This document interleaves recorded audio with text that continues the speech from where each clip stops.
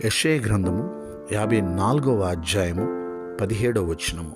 నీకు విరోధముగా రూపింపబడిన ఏ ఆయుధమును వర్ధిల్లదు. ప్రియులారా, దేవుని వాగ్దాన వాక్యము.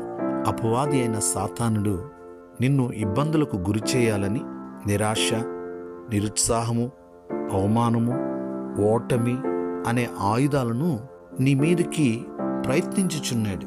అయితే వాడు ఎటువంటి ఆయుధాలను నీ మీదికి వదలాలని ప్రయత్నాలు చేసినప్పటికీ అవన్నీ కూడా ఏమాత్రము ఫలించవు.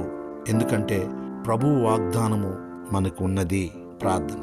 సకల ఆశీర్వాదములకు కారణభూతుడా మా దేవా, మీకు వందనాలు, స్తోత్రాలు.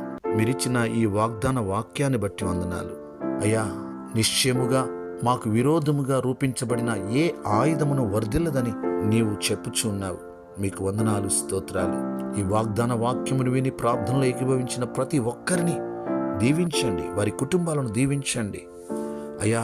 సాతానుడు అయ్యా వారిని నిరాశకు, నిరుత్సాహానికి గురి చేయాలని అనేక రకాలుగా ప్రయత్నాలు చేస్తుంటే వాడి ప్రయత్నాలన్నిటినీ కూడా మీరు తిప్పికొడుతున్నారు. మీకు వందనాలు, స్తోత్రాలు. మాకు జయమిస్తున్నారు. మీకు వందనాలు, స్తోత్రాలు. మీ నామునికే మహిమ చెల్లిస్తున్నాం. మీ కృప కొరకై వందనాలు, స్తోత్రాలు చెల్లిస్తూ అయ్యా, ఈ వాగ్దాన వాక్యములో పాల్పంపులు పొందిన ప్రతి ఒక్కరిని దీవించమని, మీ హస్తం వారికి తోడుగా ఉంచమని యేసయ్య నామములో ప్రార్థిస్తున్నాము తండ్రి. ఆమేన్.